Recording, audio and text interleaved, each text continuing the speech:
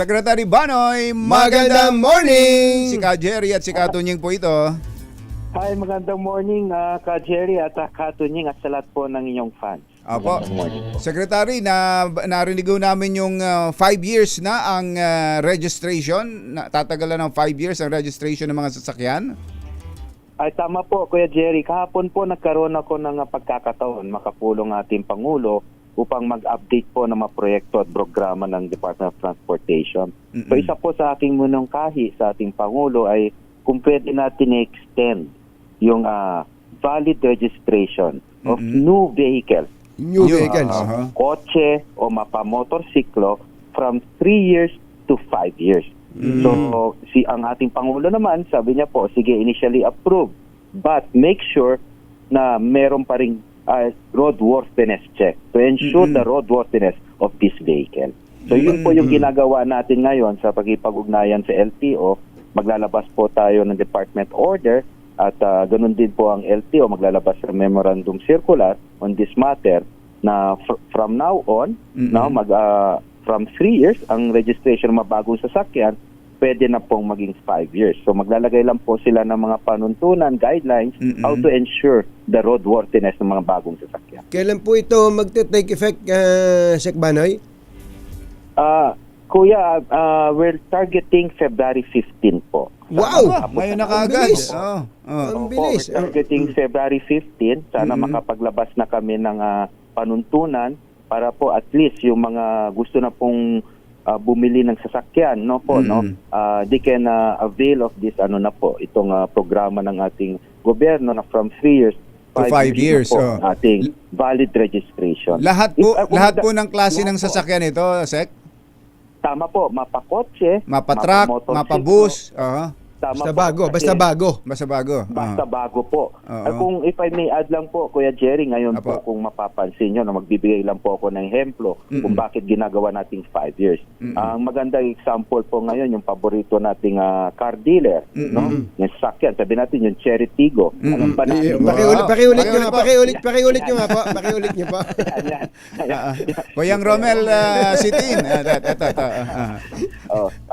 Ang warranty po niyan, I think is 7 years. Imagine that po. Apo. Warranty is 7 years or 200,000 yata kilometers, whichever comes first. Ibig sabihin po, lahat po, ganun din po yata yung mga Toyota, naglagay na po sila ng 5 years warranty. So makikita po natin ngayon na yung mga nilalabas ng mga sasakyan ng mga kasa, ng mga manufacturers, kumbaga mas reliable na po. No, nag-level up sila sa warranty nila, ay tayo naman po kailangan natin mag-level up din sa ating mga polisiya. So dati-rati po kasi yan, 3 years and 100,000 kilometers ang warranty, kaya 3 years din yung valid registration. Ay paano? Ngayon, inabahan na nila yung mga warranty nila.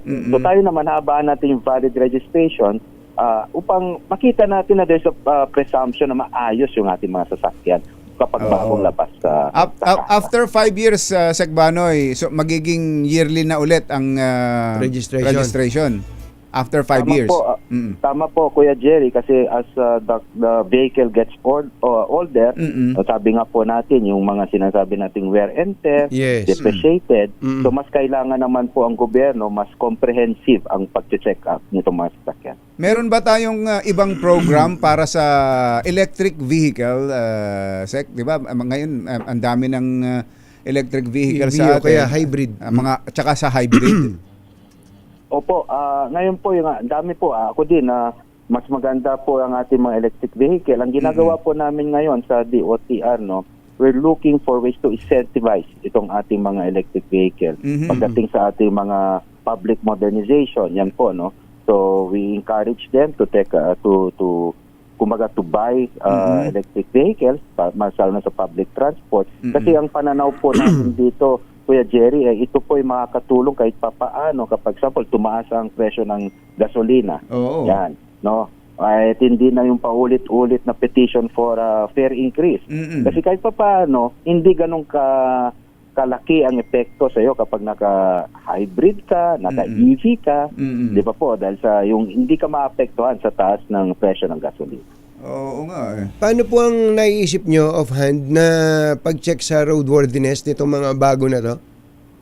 Ang naisip po natin, meron na po tayong PMVIC, no? May mga ngayon po kasi 'di ba po ang nangyayari po ngayon every 3 years free registration, pero after that merong yearly roadworthiness check. Itong ilalabas po natin ngayon na from 3 years to 5 years, no, ito subject sa LTO, sa memorandum circular na nila, imumungkahi ko na on the 4th year dapat may roadworthiness check pa rin. Ayun. Year, may roadworthiness check pa rin. Ang pinapalahas po natin yung valid registration. No, ibig sabihin, hindi na nila kailangan pumila ulit ng pagkabahaba, hindi na nila kailangan mag-leave, sayang ang oras, but they should do a roadworthiness check. Paano po sa... Yan, na Saturday, Sunday, hindi sila maabala masyado. Meron tayong mga inspection centers naman po. Ayun. Paano ho doon sa mga public utility vehicle? Ito, araw-araw bumibiyahe. Tapos yung iba dyan, halos 24 hours a day na bumibiyahe. Ganon din ang magiging sistema natin, 5 years. At on the 4th year, yung roadworthiness check? Tama po, no. Itong sa LTFRB, I think we need to issue another memorandum circular din dyan, a separate one, in coordination with LTFRB. Kung maalala nyo po ang ating mga prangkisa pagdating sa mga PUVs, merong 2 years, 5 years, ganyan. Depende po yan, no, unless nabigyan ka ng provisional acceptance lang o special permit. At parating may confirmation between LTO at LTFRB. Ibig sabihin, hindi ka makaka-renew ng prangkisa kung hindi roadworthy ang sasakyan mo as per LTO. So ito yung kailangan naming ayusin. Ang sinasabi lang namin, valid ang registration mo, kasama ka. Bago ang PUVs, kasama po kayo for the first 5 years. Pero ibang usapin sa prangkisa. Sa prangkisa. Kasi kailangan namin i-check ang iyong sasakyan kasi mas lalo na ang dala-dala nyo po ay mga pasahero. So we will be stricter with the roadworthiness check po ng ating mga public transport. Medyo hindi ba malaki ang mawawala sa gobyerno diyan in terms of revenue?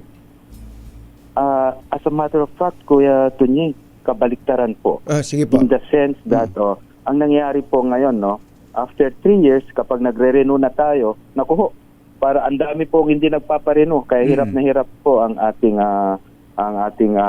LTO, no. Kaya nga nabibigay pa tayo ng amnesty para lang makapag-renew sila. Ito po, for the first 5 years, registered ka na, ibig sabihin, yung registration fees, bayad na po. Bayad na. No? So, babayan. And ang kagandahan po dito, Katunying, no? I think 80% or 90% of our car dealers, nagbibigay sila ng free registration as CAMP-ON. Yes. So, ako naman makikiusap ako sa CAMPI, yung asosasyon ng mga manufacturers, baka pwede pa rin nilang gawin na ito na sa CAMP-ON, sa negosyo nila, sa pagbebenta ng sasakyan, free registration pa rin. So, at least makakatipid ang ating mga kababayan. Ayun. Nako, very good news po ito. Good news yan. Sa ating mga kababayan. Yung pong insurance, hindi naman mababago yun. Every year pa rin yung validity ng mga insurance, di ba? Tama po, kasi required po yung sinasabi nating CTPL. Required po yan. So, ganun po ang mangyayari. Kasama din po ang insurance yan. Kung may mga iba po na sinasabi nga po nila, free registration, yung mga dealers natin, and free insurance din po. So, I think, pagdating ng araw, kapag ito ay smooth ang implementasyon na to, mas mararamdaman po natin ng ating mga kababayan, Kuya Tunying, yung ginhawa sa kanila at mas makakatipid sila kahit papaano. Wala kang hassle, yun yung importante. Hindi sila maabala masyado.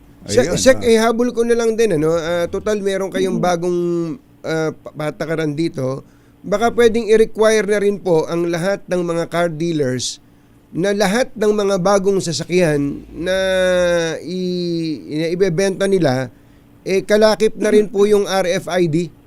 Yung RFID sa mga toll. Kasi libre naman yung RFID, sticker, di ba? Maganda po yun. Thank you po, Katunying. Mas lalo na po meron tayong 1 RFID. Yes. Salamat po doon sa mungkahi. I'm going to coordinate with sa mga boss po natin, si Boss MVP at si Boss RSA. At least, para tama po yun, yung mga kasa, para hindi na po mahirapan Ready na. dito sa RFID. And pwede na yung one RFID para thank you po. Thank you po. Ayan, Salamat po. Ayan, no. Yan maikli na lang panghimpapawid, Secretary, dahil 'di ba ito yung issue nitong mga nakakaraan, yung sobrang mahal ng mga domestic flights natin. Narinig ko kayo na may binabanggit kayong mga pamamaraan na gagawin sa ilang mga paliparan natin. May mga nakahilera na ba kayong aayusing airport para makalapag ang mas malalaking eroplano? Opo, Kuya Jerry, no, inuuna natin sinasabi natin mga tourist airport. Yeah, So, ito ang medyo mainit ngayon, yung issue sa Siargao. May physical limitations po kasi ang runway ng Siargao. Aminin po namin yan. Nung tinayo yan, ito lang yung runway na nilagay dyan. For reasons na merong mangrove sa kabila, merong mountain naman, may bundok sa kabila. So, naghahanap kami pa rin ng paraan kung paano namin na-extend. But, merong kaming kakibat na programa at proyekto pagdating sa ganito, yung sinasabi nating night rating. No? May budget na po yan. So yung mga sa tingin namin talagang hirap kami for reason of physical limitations saka safety na pahabain ng mga runway, night rating po namin yan. Ano po ibig sabihin nun? Night rating? Makakabiyahe silang gabi. Rating po, makakabiyahe sila ng gabi. So, ibig sabihin may mga option na kapag mas madaming mas madaming oras ng biyahe, mga schedule, at yan ay bababa, nakakatulong sa pagbaba ng pamasahe. Ngayon naman po, yung pangalawang tinitingnan namin, yung Busuanga. Yan, pinapahaba talaga natin yung runway niyan. No? Pinapahaba natin runway, nakapag-procure na po tayo, implement po natin ngayon yan. Pero ang magiging polisiya po natin ngayon, utos na rin ng Pangulo, sa mga bagong airport, no? Sa mga sinasabi natin, basta kapag greenfield, yung talagang itatayo, dapat ang runway ay talaga 2,100 na kahaba para naman for jet operation. Tama na yung mga runway na maiksi. No? So since we're building up a new airport, dapat ang polisiya, yung runway talaga ay dapat pangmalakihan. Dapat may nakaabang na ganyang polisiya. Yun po yung ginagawa natin ngayon sa bukid nun. Kuya Jerry, Kuya Tonyo, bisita natin. Talagang pinabahan natin para at least jet na. Ang makakalapag. Sa ano ho yung may nakaharang na kawad ng kuryente ng NGCP? Sa Albay. Sa may sa Bicol po. Sa Bicol po yun. Saan yan? Sa Daraga? Opo, sa Daraga. Kahit na may mahaba tayong runway dun for jet operations, takot po mga piloto. Yung mga malalaking, baka makuryente po sila. So, hindi sila makalapag for safety reasons. Ayun.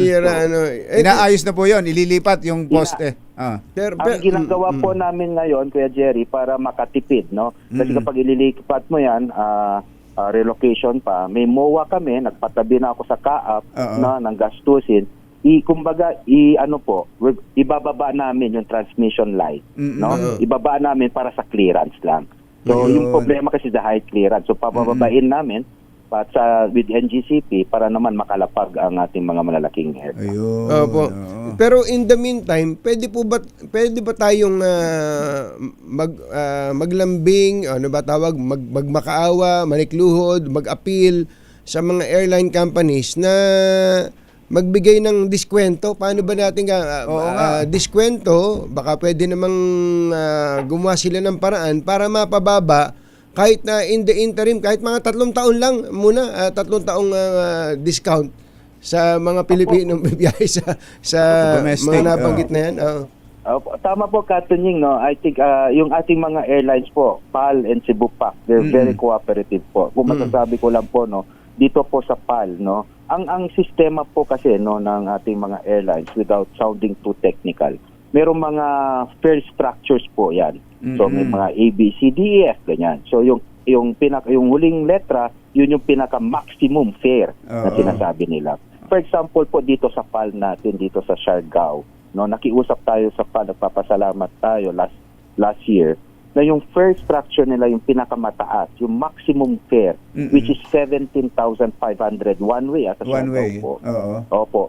Pina-wave na po natin yan. Kasi tanggalin nyo na yung structure na yan. bumaba na po sila ng I think 11,500 to 12,000.